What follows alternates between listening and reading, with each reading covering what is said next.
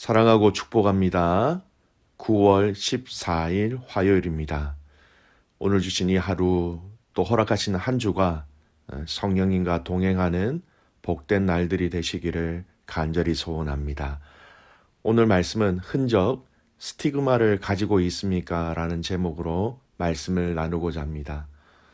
갈라디아서 6장 11절에서 18절까지의 말씀입니다. 내 손으로 너에게 이렇게 큰 글자로 쓴 것을 보라. 무릇 육체의 모양을 내려 하는 자들이 억지로 너에게 할례를 받게 함은 그들이 그리스도의 십자가로 말미암아 박해를 면하려 함뿐이라. 할례를 받은 그들이라도 스스로 율법은 지키지 아니하고 너에게 할례를 받게 하려 하는 것은 그들이 너의 육체로 자랑하려 함이라.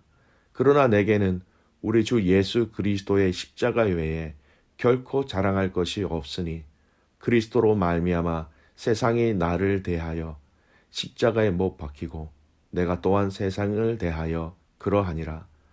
할례나 무할례가 아무것도 아니로되 오직 새로 지으심을 받는 것만이 중요하니라. 무릇 이 규례를 행하는 자에게와 하나님의 이스라엘에게 평강과 긍휼이 있을지어다. 이후로는 누구든지 나를 괴롭게 하지 말라. 내가 내 몸에 예수의 흔적을 지니고 있노라. 형제들아, 우리 주 예수 그리스도의 은혜가 너희 심령에 있을지어다. 아멘. 오늘 말씀 제목, 흔적, 스티그마를 가지고 있습니까? 라는 제목입니다. 오늘 본문은 갈라디아서의 마지막 장, 6장이자 또한 마지막 본문의 내용입니다. 오늘 이 본문의 말씀은 사도 바울이 갈라디아서의 마지막 이 본문을 통하여서 율법주의자들이 왜 할례를 받게 하였는지 그 이유에 대해서 말하면서 그의 이 모든 갈라디아서의 이 결론을 예수님의 십자가로 이야기하며 이 서신을 마치고 있다라는 것입니다. 오늘 그 내용을 중심으로 말씀을 좀 살펴보겠습니다. 먼저 율법주의자들이 왜 갈라디아 교회 안에서 할례를 받아야 한다라고 그렇게 가르쳤냐라는 겁니다. 그들의 실체를 이 사도 바울이 폭로하고 있습니다. 12절 말씀을 보십시오. 무릇 육체의 모양을 내려 하는 자들이 억지로 너에게 할례를 받게 함은 그들이 그리스도의 십자가로 말미암아 박해를 면하려 함뿐이라. 이런 내용입니다. 이 과격한 유대교 사람들은요, 율법의 하나라도 인정하지 아니한다면 그 인정하지 아니하는 그들에 대해서는 굉장히 강력한 입장을 취하는 사람들입니다. 율법 중에 하나라도 인정하지 않는 사람은 하나님을 부인하는 자들로 그들은 취급해 버립니다. 그 당시 유대인 사이에서 이신칭의를 이야기하고 무할례를 이야기한다는 것은 여러분 유대인이 받아들일 수 없는 율법을 부인하는 것이기 때문에 엄청난 핍박이 이어지는 것은 당연한 것이었습니다. 같은 민족으로 거절당한다라는 것, 같은 민족으로부터 이 거절을 당한다는 것은 경제적, 사회적 단절을 또한 포함하고 있다는 것입니다. 그래서 갈라디아 교회 안에 있던 거짓 선생들은 이러한 유대교의 핍박을 피하기 위해서 할례를 받아야 한다라는 것, 그들의 속마음이 이거였다라고 사도 바울이 얘기합니다. 더 직접적으로 얘기하면 이것이죠. 십자가로 인한 핍박을 피하기 위해서였다라는 것입니다. 율법주의자들의 의도를 사도 바울은 잘 간파하고 있었던 것입니다. 할례를 받은 그들이라도 스스로 율법은 지키지 아니하고 너에게 할례를 받게 하려는 것은 그들이 너의 육체로 자랑하려 함이라라는 이어지는 이 말씀을 보십시오. 너의 육체로 그들이 자랑한다. 여러분, 다른 사람이 이 할례를 받았는데 그들이 거짓 이 선생들이 할례를 받았다는 것 때문에 자랑한다라는 게 무슨 말입니까? 조금 전에 말씀드렸던 이 내용에서 우리는 이 의미를 발견할 수 있습니다. 정통 유대인들에게 우리 갈라디아 교회 성도들도 할례를 받았다라는 이 자랑을 통해서 그들의 인정을 받기 위함이다라는 것입니다. 즉 바울은 이 할례를 받아야 한다라고 주장하는 그들의 근본적인 의도는 율법 그 자체를 통하여 구원받는다 이것을 믿는 것이 아니라 그 문화와 그 사회 속에서 강경 유대인들의 핍박을 받지 않기 위한 하나의 도구에 불과하였다라는 것입니다. 십자가로 인한 십자가의 믿음을 통한 그 핍박을 면하기 위해서 여러분 이 의미는요 결국 우리의 신앙생활에 있어서 타협이라는 이 문제를 제기하고 있습니다. 신앙생활은 여러분 타협해서는 안 됨을 분명히 성경은 이야기하고 있죠. 여러분 핍박이라는 것을 한번 곰곰하게 생각해 보십시오. 핍박의 종류가 참 많이 있습니다. 내가 예수 그리스도를 믿는다라는 이 믿음으로 인하여서 받게 되는 모든 종류의 불편함 또 어려움이 다 핍박입니다. 물질, 건강. 여러분 하지만 이 시대에 여러분 우리가 굉장히 많이 주된 핍박이 있다면 여러분 무엇일까요? 여러 번 제가 반복해서 말씀드렸습니다. 풍요의 핍박이 제일 무섭다라고 말씀드렸어요. 타협에서 적당하게 손해보지 않는 것 그리고 반대로 너무 풍성하기 때문에 이 풍성함에 여러분 우리가 물들어서 빠져나오지 못하고 있는 것 이것도 사단이 믿음의 사람들을 박해하고 핍박하는 또 다른 하나의 방법이라는 것입니다. 하지만 바울은 바로 이어 이 복음의 비밀, 복음의 진가를 안 자로서 지금 저와 여러분에게도 동일한 마음을 가져야 하는 말로 이 이야기로 이야기합니다. 14절 보십시오. 그러나 내게는 우리 주 예수 그리스도의 십자가 외에 결코 자랑할 것이 없으니 그리스도로 말미암아 세상이 나를 대하여 십자가에 못 박히고 내가 또한 세상을 대하여 그러하니라. 그들은 자신의 육체 즉 할례를 받는 것을 자랑하지만 사도 바울은 나는 예수님의 십자가를 자랑한다. 십자가만을 자랑한다.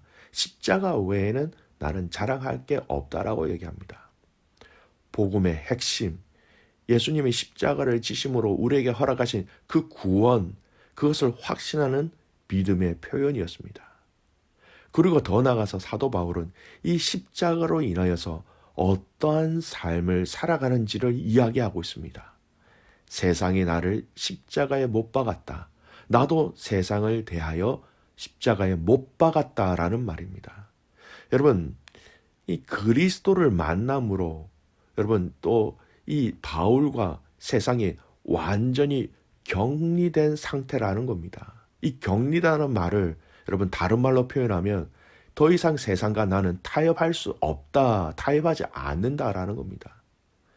더 이상 세상은 타협의 대상이 이제 아니다. 완전히 십자가에 못 박았기 때문에 완전히 격리하였기 때문에 십자가로 인하여서 이제는 나는 타협하는 삶을 살아갈 수 없다라고 얘기합니다. 바울이 갈라디아 성도들에게 십자가를 자랑하는 자들로서 세상과 타협하지 아니하는 삶을 제시하고 있는 것입니다. 여러분, 갈라디아 교회 가족들에게 거짓 선생은 여러분 예수님을 부인한 사람들은 아닙니다. 예수님을 인정하였지만 다른 복음을 더 덧붙인 것입니다.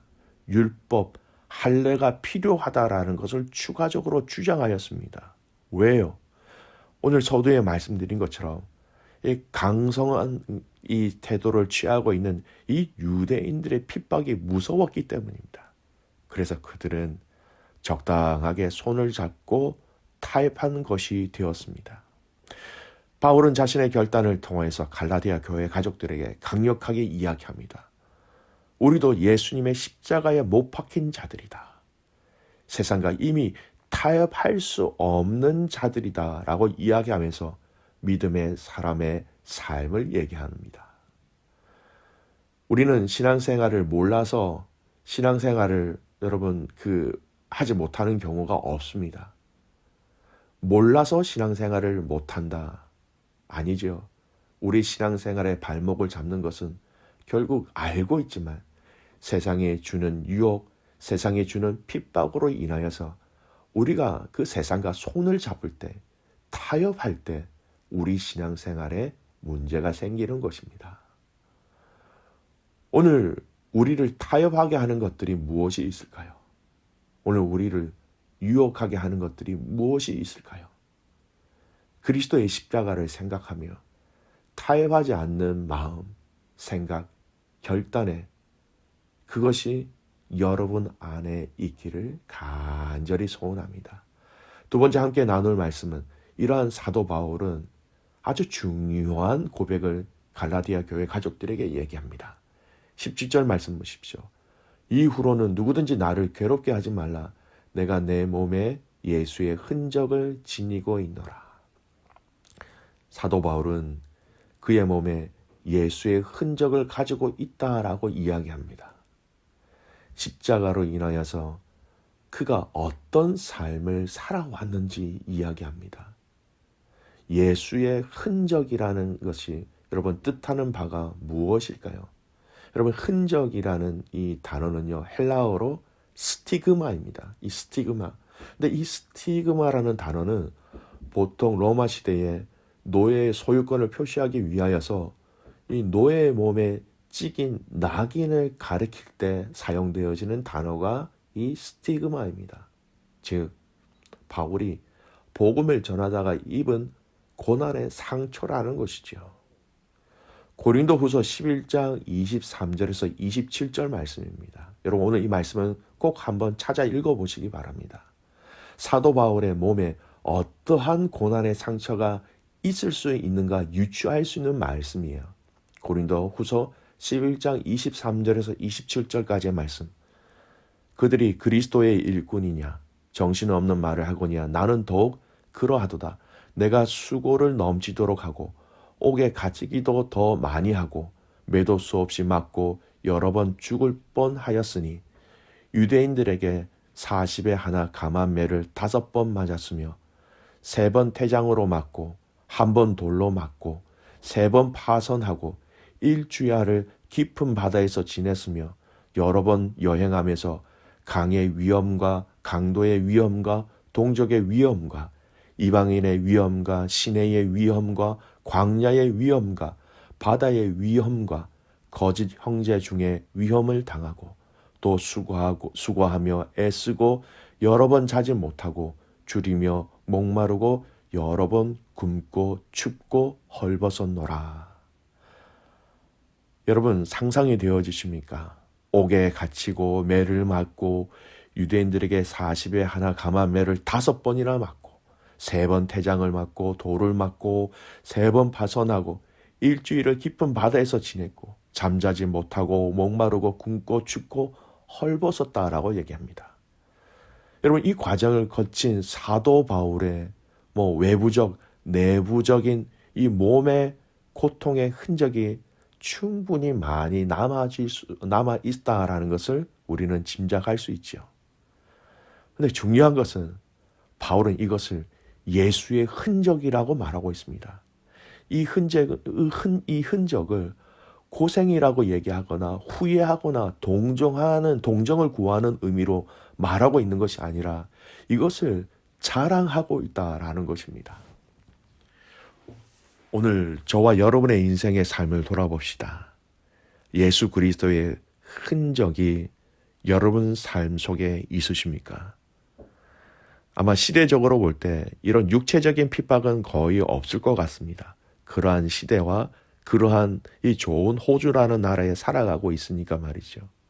하지만 이러한 육체적인 핍박이 아니더라도 그리스도의 흔적이라고 자랑할 수 있는 사건은 얼마든지 우리에게 있을 수 있습니다. 아니, 있어야 합니다. 그 흔적, 그 스티그마가 여러분에게 있으십니까?